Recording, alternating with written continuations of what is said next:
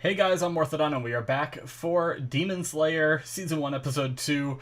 Oh, this was a very interesting show in the first episode. A lot of tragedy happened. Unfortunately, Tanjirou has lost most of his family, even technically his sister, but he's determined to save her. She has been turned into a demon due to coming into contact with demon blood, because that's how they replicate, I suppose.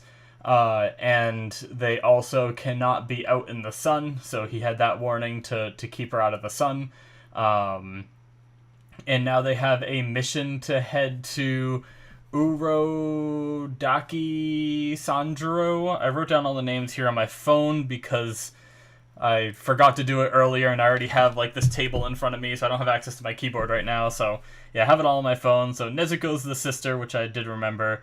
Tomioka Gyu, I have it written down here, black-haired sword guy, because I don't know how else to describe him.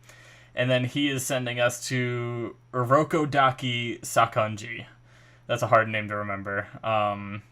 But yeah, so I got all the names down for now that we've learned. At least, obviously, there's the rest of his family who died, and then like some of the random villagers we got names for, like the one that took him in for a night and stuff like that. So I don't have them down. I'll write them down if they seem like they're going to be more prevalent in the story. But anyways, I'm excited, guys, to watch more of this and get more into the story. I want to, see how this young boy turns into a demon hunter, which, I mean, I'm just assuming he does, I'm guessing he's going to go see this Urokodaki person and train. So I'm excited. Let's get started, shall we? All right, we're going to start here in 5, 4, 3, 2, 1, now. Birdo. Ah.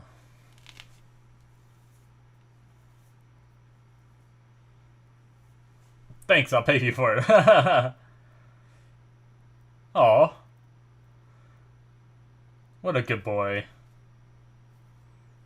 Really?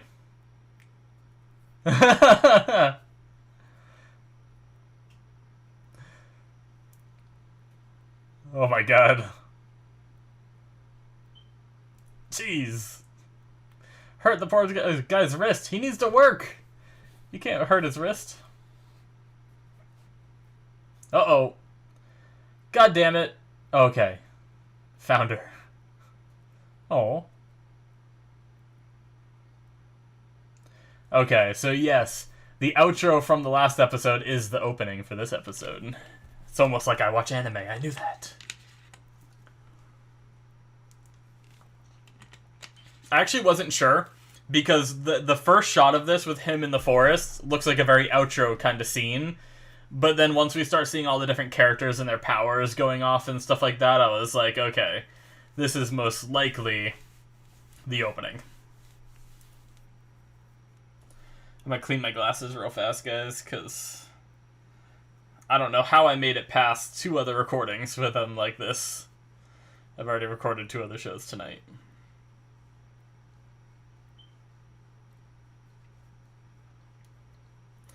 Actually, I recorded 2 episodes, and then I felt really, like, warm and gross, because it gets really hot in my room, and I start getting, like, a little bit sweaty and gross, so I actually went and showered, and now I'm recording the last one for tonight. I feel a lot better now.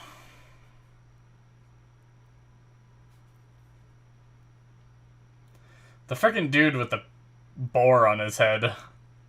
Or he just has a boar head. I don't know.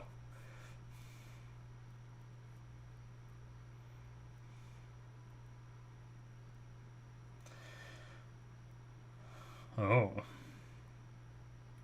Master Urokodaki Sakonji.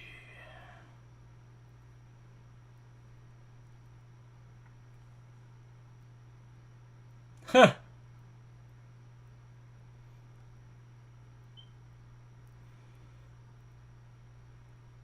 You left me alone, Oni-chan.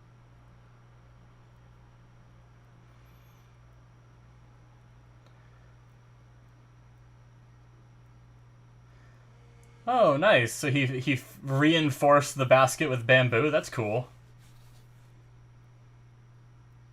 Stick her in a basket.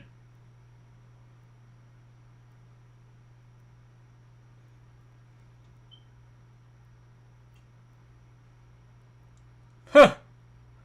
Nope, not quite.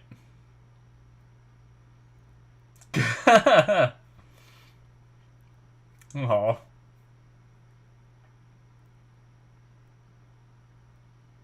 Can you make it smaller?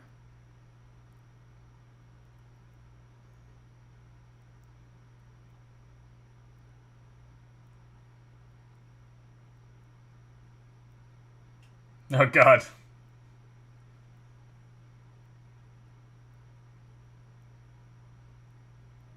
Alright.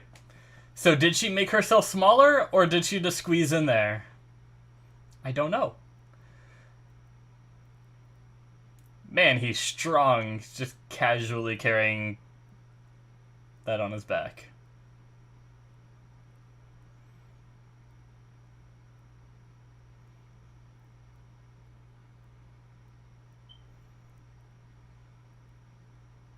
Alright.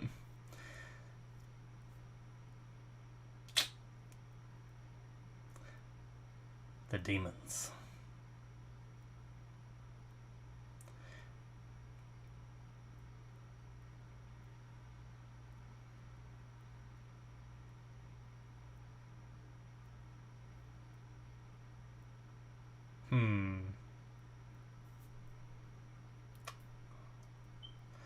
Well, shit.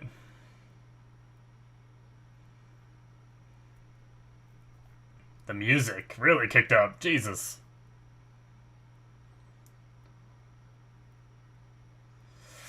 Oh, a demon, right? Probably. Oh my god. This poor kid is just running into... Whoa, is it talking?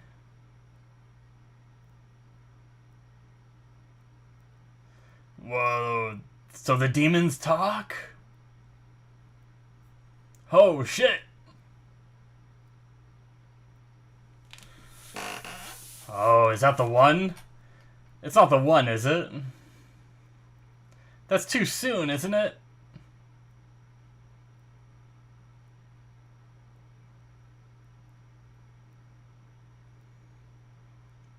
I recognize that demon's voice, too. Or maybe I just recognize everyone's voice. Jeez. Shit! Good shit, dude.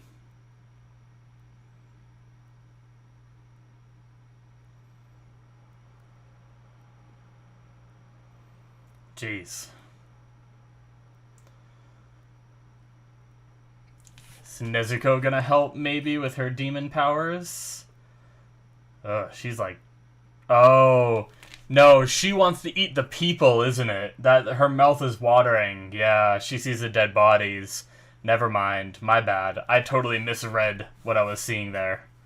That makes sense.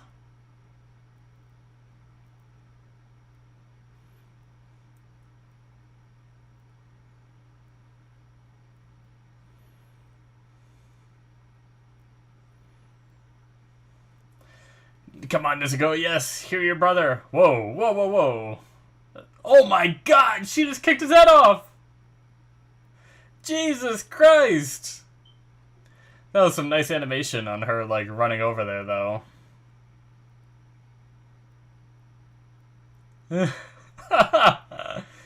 Oh, no. He's still alive.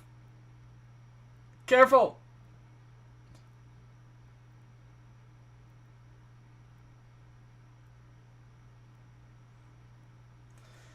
Well.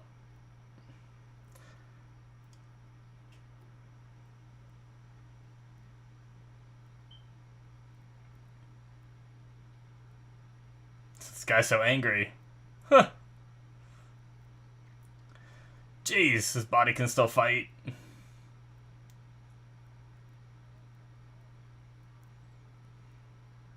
So... Oh my god! He's like regenerating like arms out of his face? What the hell?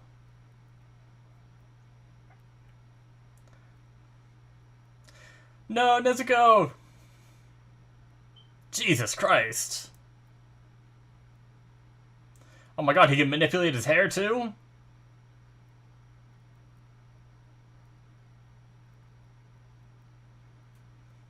That's what I'm asking. Headbutt!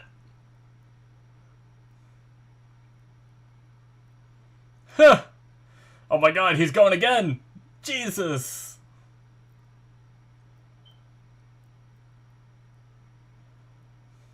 Huh! Alright, so is he pinned there then?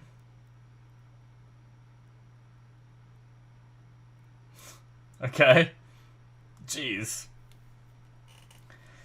So is it something where you need a special power to actually kill the demons, or do you just have to get a solid headshot, like not just take their head off, but do you have to actually like kill the brain, like a zombie? I wonder what it takes to actually finish off them. Oh my god, dude! I feel like there could have been other things you could do.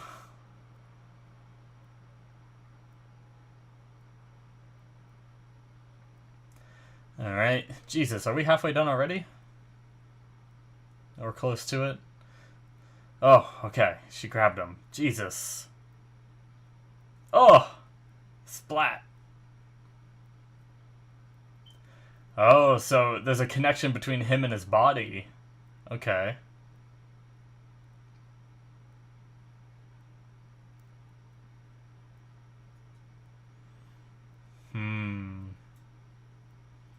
Okay, he's unrelated.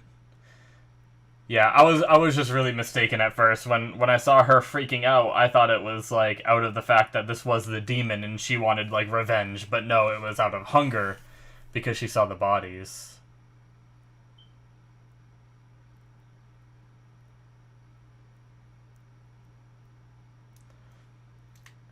Who's this?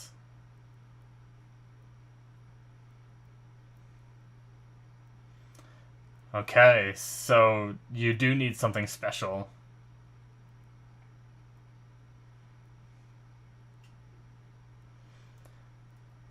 Is this...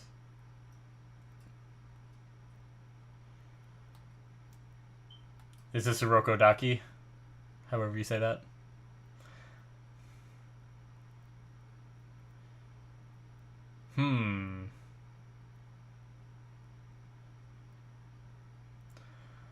So if crushing his head works, couldn't you stab his, like, brain? Okay.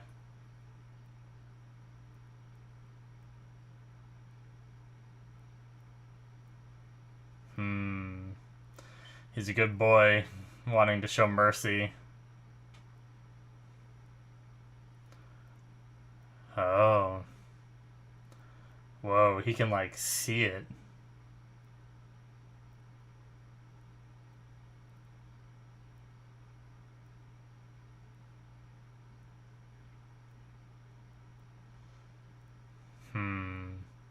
He has a badass voice.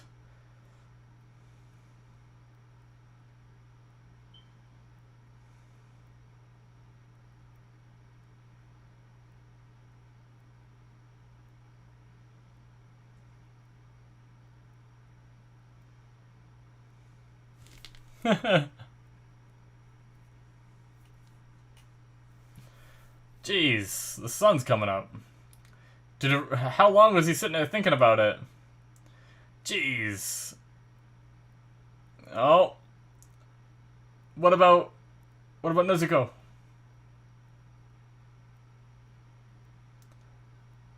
Yeah, think about your sister, buddy.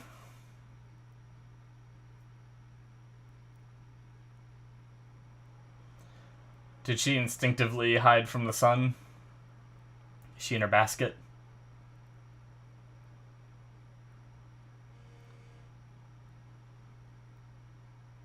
Yep, she's in her basket. Oh, what an adorable little demon.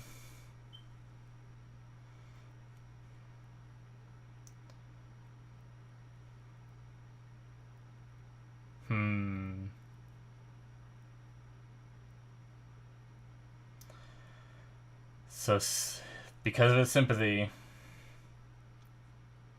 he won't cut it. So what makes him of value then? What does he show? Yep, that's him.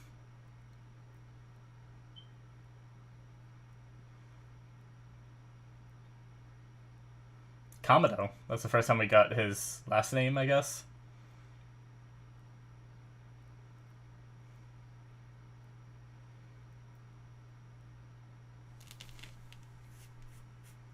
Jeez. Hesitation. Yep.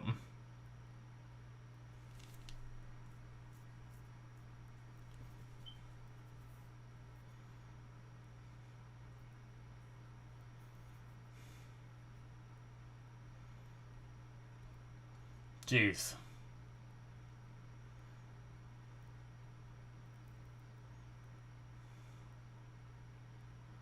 Damn.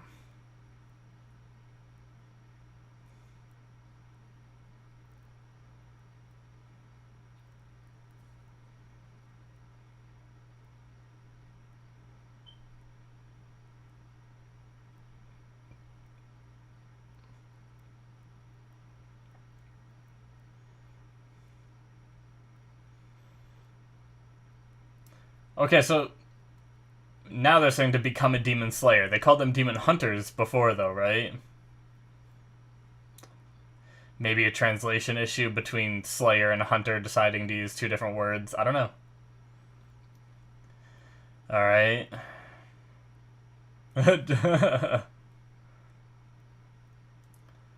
That's cool. Reminds me of Killua from Hunter x Hunter.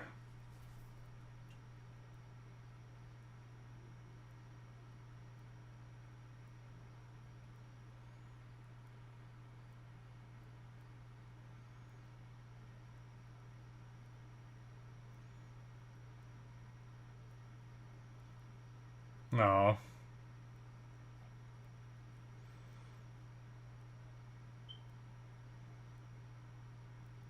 Aw.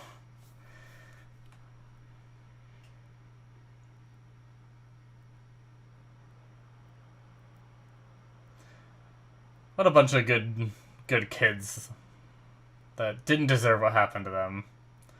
Friggin' sacrificing her own, like, needs and wants for her family.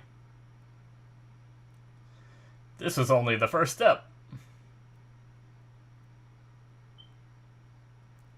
This is where the test starts. You were only reaching the starting line. Yeah. Shit. Okay, so...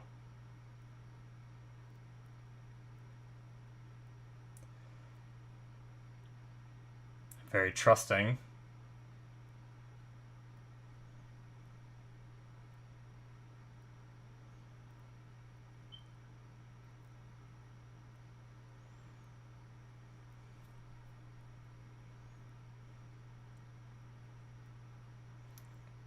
Damn. Could build up that stamina, dude. Not that I'm one to talk. He's gonna disappear. What a badass. So he has to find his way back, probably in this fog.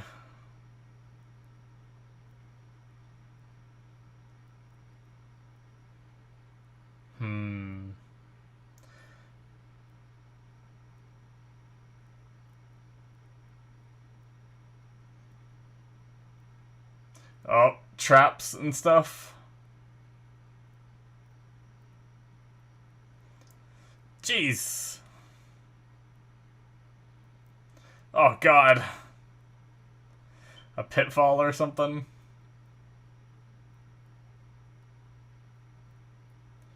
So he's gonna have to... he's gonna have to make it back to the place while watching out for traps and stuff.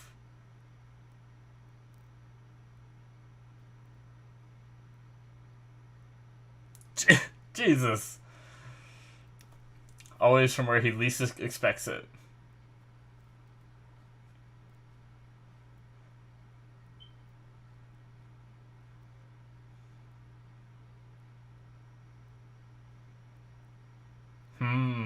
Damn.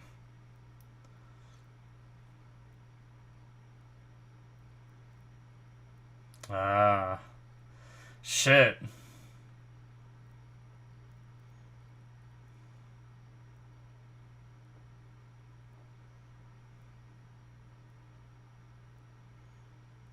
Okay, cool. Whoa, it's kind of like what Urokodaki was doing when he was sensing his like emotions and stuff. Nice. Oh, that's some cool animation. Nice. That's awesome.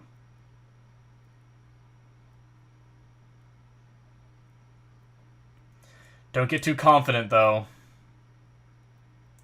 So he can even smell traps. See, yep, got a little confident there, buddy.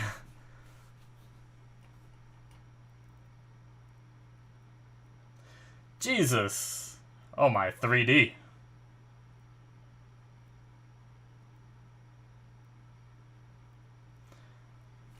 That 3D was okay. It was only for a brief moment, so it's fine. I'm not typically a fan of like the obvious 3D usage sometimes, but I can deal with it. Because sometimes it's used and you can't really tell. Like 3D might have been used during that scene when he was running really fast and things are zooming by him. I'm not positive, but well, he made it.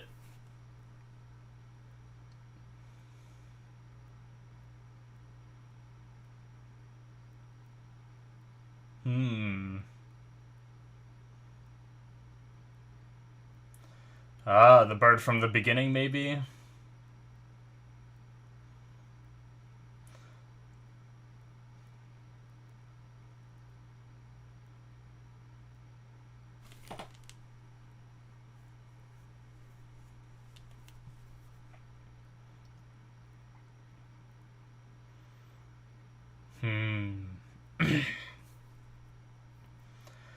Alright. Ah.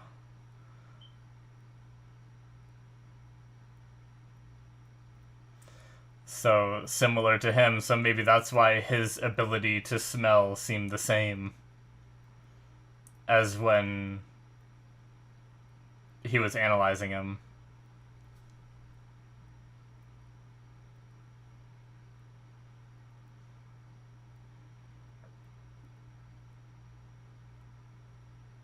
Alright. Says how he knew him before he even arrived.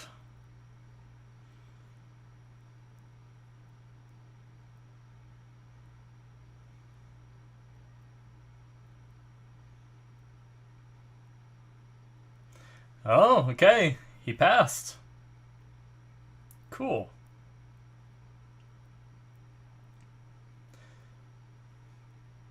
What is this? Oh, the outro. Okay. Wow, it's already over? Jeez, I did just glance over at the time when he said I accept you as my student. I was like, it seems like this episode's coming to an end, but it feels like I just started this damn episode. It was so good. I'm really digging this show. I see why a lot of people liked it.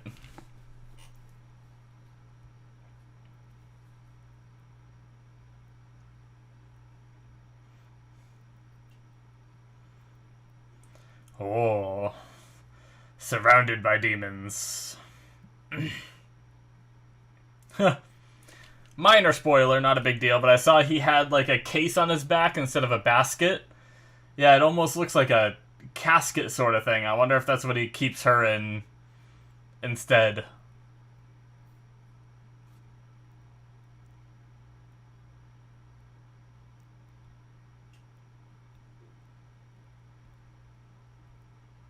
These two guys going at it. Oh god.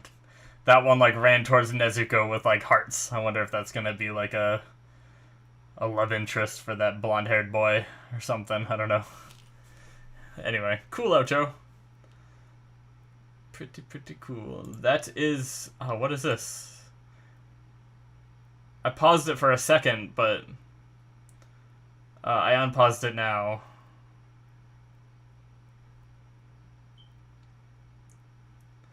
Okay, this is just talking about things that happened in the episode. A Taisho secret. His age. Oh no.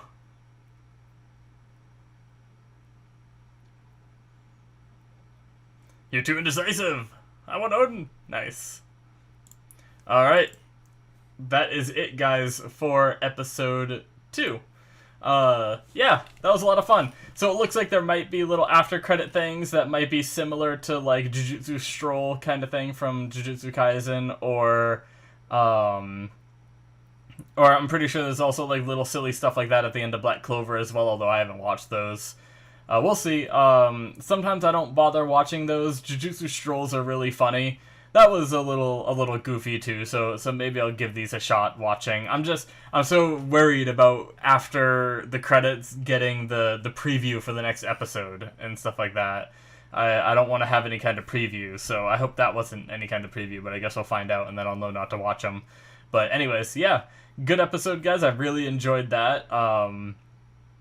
We had another demon show up right away, which was pretty interesting, and friggin' Nezuko just kicked the thing's head off, which was funny and crazy. But I wonder, like, I guess we kind of saw her fighting, like, the body portion, and she didn't really put up a fight. I think she just caught him off guard, the demon. But also, the demons talk, so I feel like that's a development, and I feel like that's something where we could actually maybe learn. Like, it's always cool when the enemy is some kind of, like, monster like this, but can also communicate, because then you can maybe learn a little bit more about them, you know? Whereas, otherwise, you have to learn from just experienced other humans, you know, that know enough. But, like, this whole quest that he's going on to save his sister, I feel like could be very, like, it could be way more successful if he could communicate with the demons and maybe, like, somehow convince one of them to tell him something. I feel like that could be interesting, you know, like, and it also builds up the idea that there could be, like, some ancient demons out there, like, assuming, like, maybe they don't age like normal humans and everything. So what if you meet, like, one of the originals or something like that from, like, way back in the day or something like that, and he might be able to somehow convince it to teach him, you know, how to save his sister. I don't know if it'll ever turn into something like that or what, but I just thought that was kind of an interesting touch. But so he got a basket and reinforced it with bamboo in order to carry his sister around.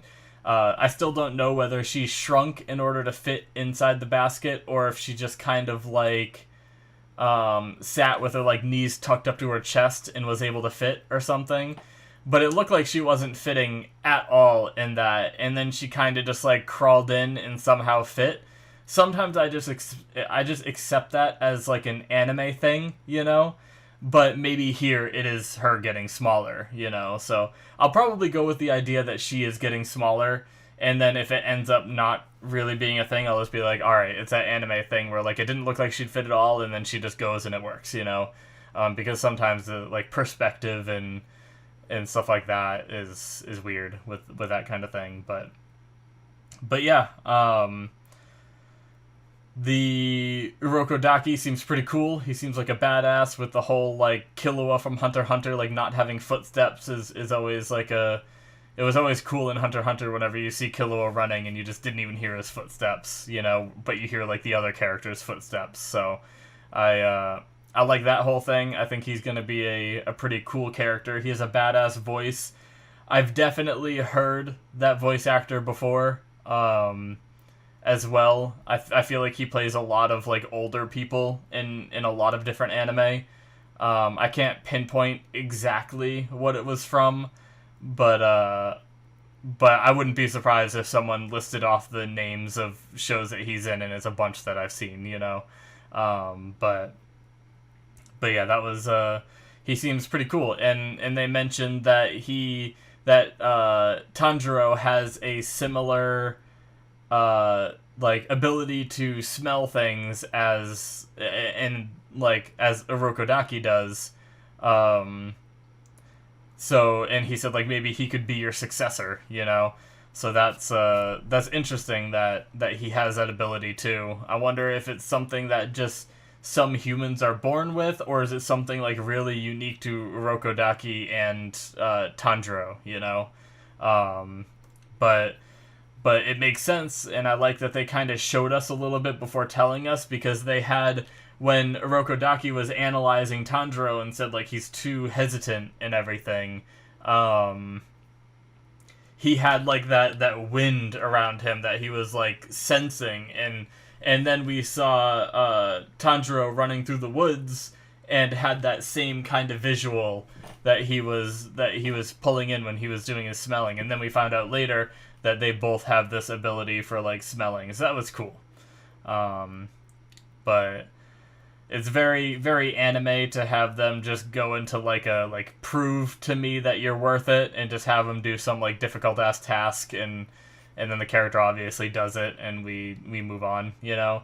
And they're accepted.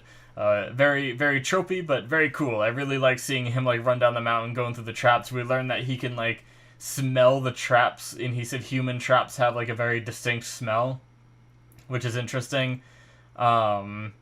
It also makes me wonder, he specified human traps. Does that mean he's experienced other traps other than human traps? And what are those, if that's the case, you know?